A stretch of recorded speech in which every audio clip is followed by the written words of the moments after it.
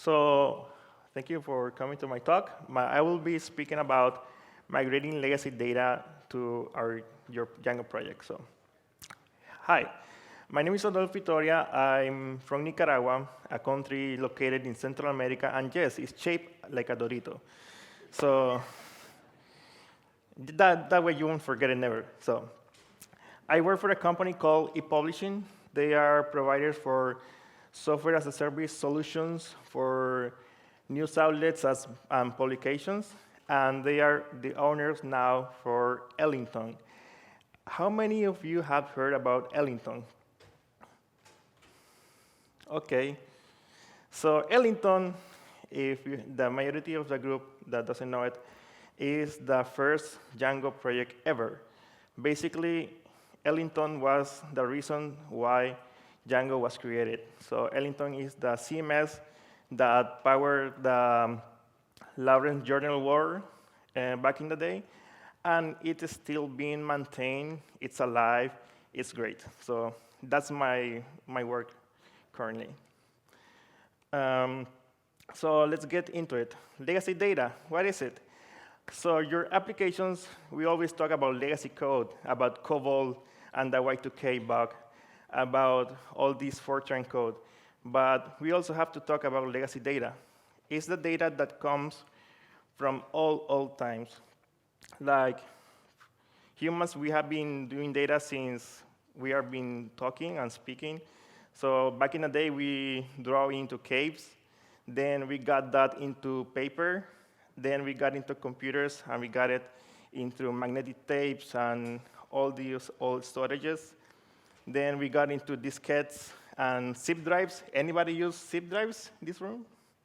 OK, we are all. and also disk drives and cloud and everything that you can put data on. So, but in your Django apps, it's basically two things: your database and your media files or user uploads. Django is awesome. That's the reason why we're here.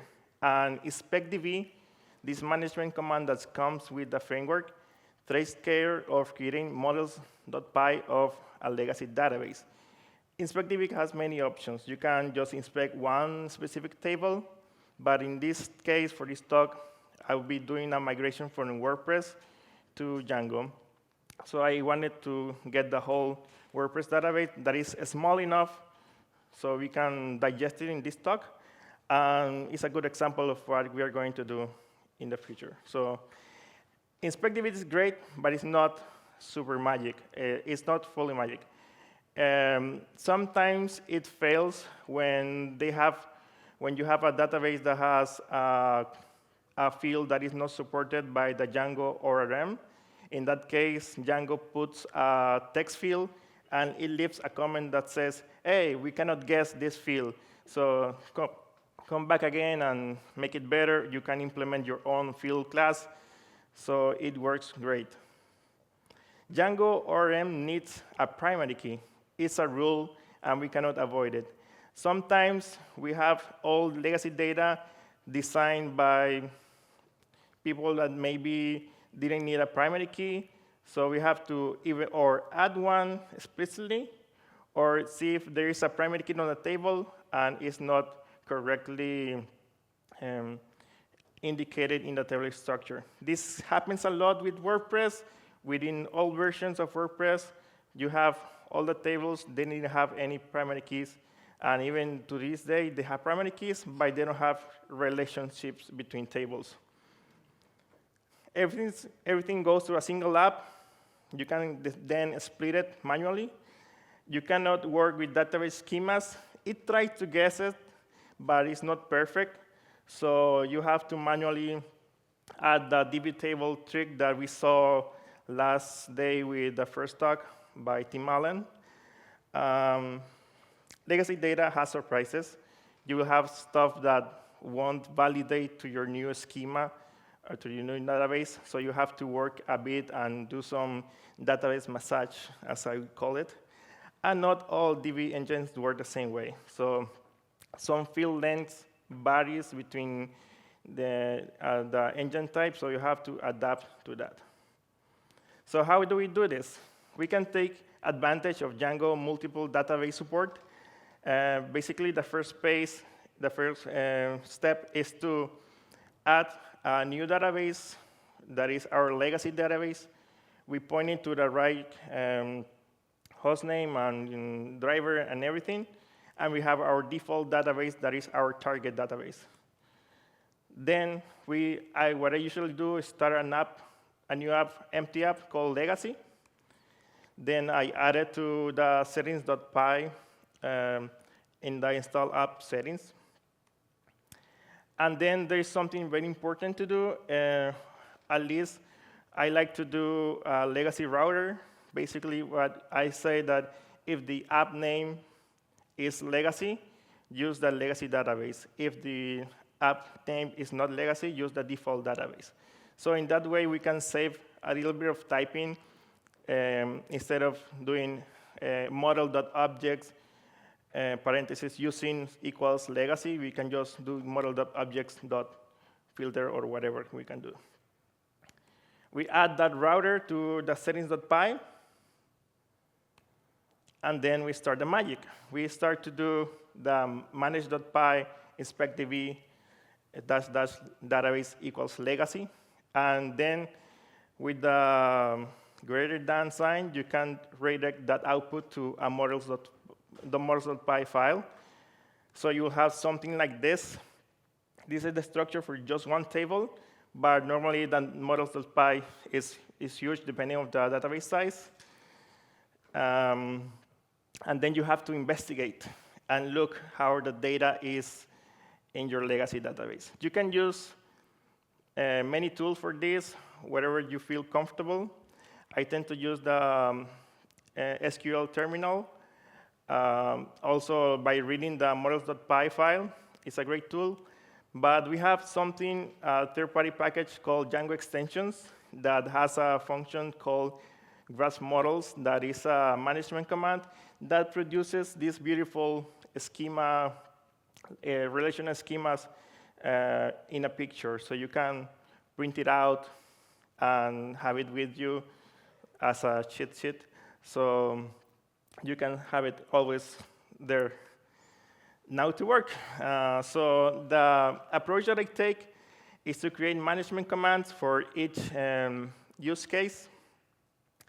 And then I work from the less related model to the most related model. What I mean by this is that the less related model is the one that doesn't have dependencies on other tables. So in this case, for WordPress, that would be a category model that everybody depends on that model, but that model doesn't depend on anyone. And then you're going to build up from the top to bottom the dependencies of each model. And this graph model command helps a lot because, well, in this case, it doesn't have any errors because WordPress doesn't have relationships. But if the database has foreign keys, you will see the relationship between each table, so you can know each dependency that it has. So my application is very simple. Just for demonstration, it has two models, one called category model. It has just the name. And the second one is a post model. It has a title, a body, a photo, that is an image field, pub date, and category. Then we start with the model that has less relationships. As we saw, category doesn't relate to anything, and it's called by the post. So we cannot start by the post. We have to start by the category. So I don't know if you can see it right in the back, but I can make it bigger. So basically, it's a management command. In the handle function, you add the query set that you want to import. In this case, WordPress stores categories in a table called WP terms. And for each term from WordPress, I create a category on my application. So that's the translation part. that you do. Then the second part should be just importing the post. In this, I'll just query the target table, that is the WP post. I do a filter because in WordPress, the post table also contains images, draft, also contains pages, attachments, and many stuff, not just post. So I filter by post type post. Then I do a for loop and insert the data from the WP post to my post model that is a title, body, and pub date. For categories, we get the category by querying the WordPress database. In this case, it uses an intermediary table called term relationship. And then you have to query the WP terms table to get the right category from the database. It's always important in this case that you have to be prepared for cases like a post that doesn't have any relationship with categories because WordPress allows it. But in this case, you have to always add a good default that can be good for your application so it doesn't break. In this one, I'm not importing the images, but continuing with that, just guess that the first part is the same, and then I get the image. The images in WordPress are stored in the WP post table also with a post type called attachment, and then I get the image and save it into Django using the URL. Basically, the image in WordPress is a full path URL with domain and full file extensions. You have to do it this way to be able to respect your media with your file upload backend in Django. So if you're using S3 or file system, it will just use that, and you don't have to worry about special setup. And then you run these commands and wait, and wait, and wait, depending on the size of the database. I have done migrations for stuff that takes from 1 hour, in a good case, up to 8 hours with my computer being very hot in a way that you can cook something on the top of it. So let me just show you quickly how it looks. So this is my administration. It's empty right now, but for the legacy, it has post objects and user objects. This is the WordPress site. It's a basic site. And this is my Django site that is empty. Can you see this on the back? Okay. So we first import categories.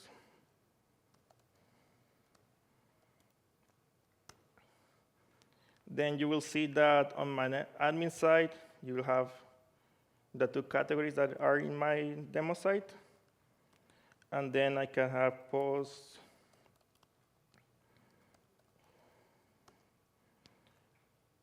And then the posts with images, so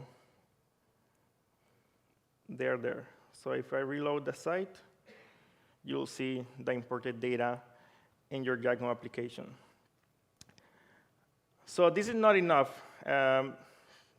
Getting back into the waiting icon, this is not enough because this is just a sample, and it was just not optimized enough.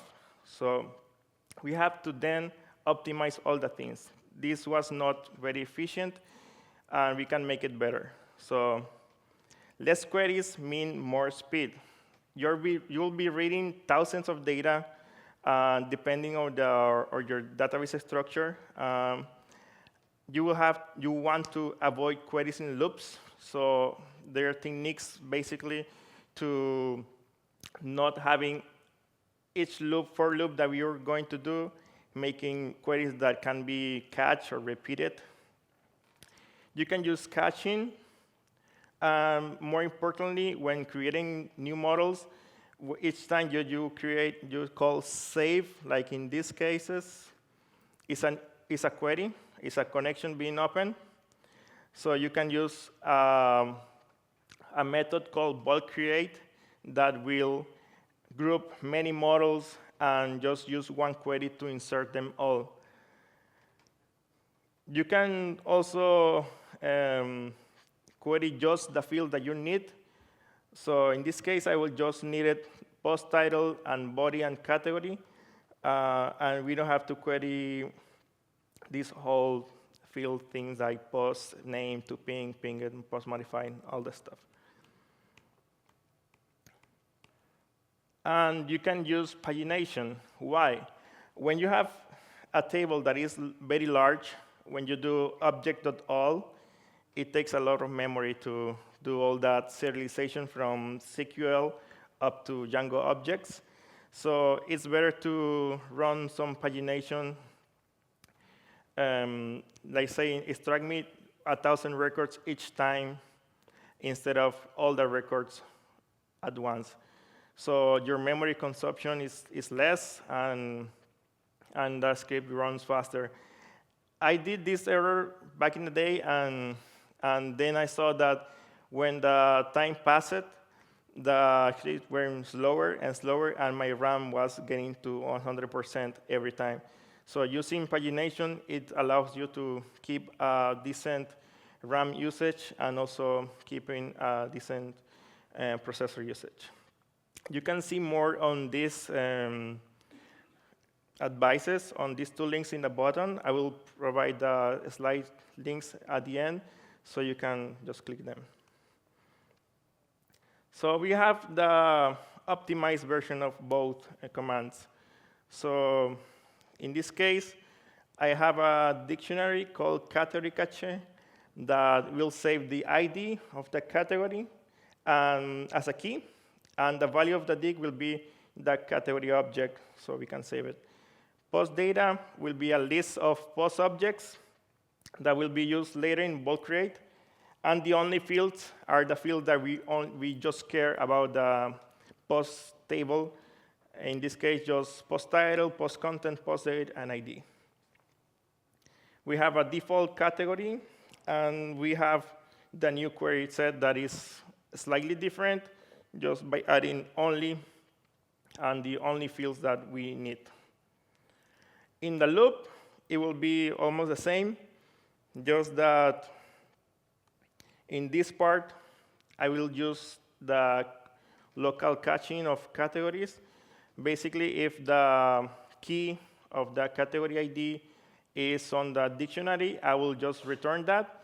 And if it's not in the dictionary, I will query the database. So in this first part, we are avoiding queries in loops.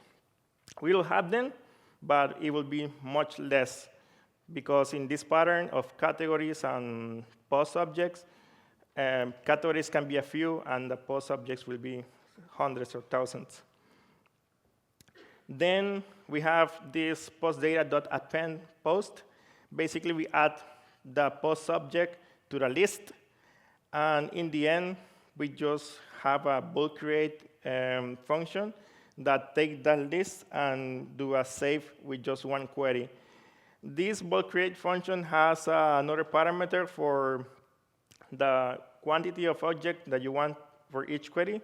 So it does some kind of pagination in the inserts. So you can say 100 objects at a time, and if you send it like 500, it will do 5 queries instead of just one. So this helps a lot also in performance. So in the past example, with this small data set, before the optimization, it uses 14 queries in the default database and 19 queries in the legacy database. And for the after example that is optimized, it uses 7 queries for the default database and 13 queries for the legacy database. So it's an improvement, at least for the default database, in 50%, and some percentage on the legacy. This will be quite different depending on your use case and your data structure. So in this case, it's really good, but maybe you cannot avoid much queries in your case. So there's another thing that you can do is that you can use this technique to migrate stuff from one database engine to another without doing any transformation. So just basically do a model.object.all and save it to your target database. So there's stuff that I didn't know that maybe you should know is that validating all the things before inserting it into your production database. The bulk create and also Django object.create methods do not apply any validation that are inside of the save method. So you want to have to take care of that beforehand. You have to also see if you really need all the data that is on your legacy database. In that case, you don't carry any data that is not clean or won't be used again. Also, in this case, you will have to clean data up. For instance, when migrating stuff like content sites, maybe some content has some tags that are not valid anymore, or that you don't want to include, or you want to clean some stuff. Like, for instance, if your content size has all YouTube embeds codes that won't work because YouTube started to use iframe embeds, you will have to transform those in your content before. Prepare for exceptions. They will happen. You don't know what the data looks like, so you have to take care of those exceptions on those cases. In my case, I once imported data from HTML files dating back to 1998. So in some cases, the files were empty, or they had inconsistencies on the markup, or they had basically trash, or they were hacked back in the day where defacing was popular. So all those cases you have to take care. This is not a work that will be super fast to do. It's fast to code it, but then in the testing phase, you will take some time to see that everything is OK. And this is not limited for database only. You can do this technique with CSV files, for HTML files. You can scrape a site that already exists and create a crawler to fetch the data. You can use, well, there's another case that I did in the past that a site uses Access as a database for production. So basically what we did is to export Access to XML, a query in Access to XML, and then create an importer for doing that. So please, if you still use Access as a production database, please try to migrate it and don't do it again. So the takeaways will be migrating data will be tricky, always. Nobody takes care about data a lot until you do these processes. And data can be dirty, can be incomplete. It will always be tricky. Django InspectDB helps a lot in the process, but it's not a perfect tool. It won't ever be because databases are really hard. Everything is a loop. And inside of a management command, you can take this approach, or you can use something like a normal Python script that calls Django.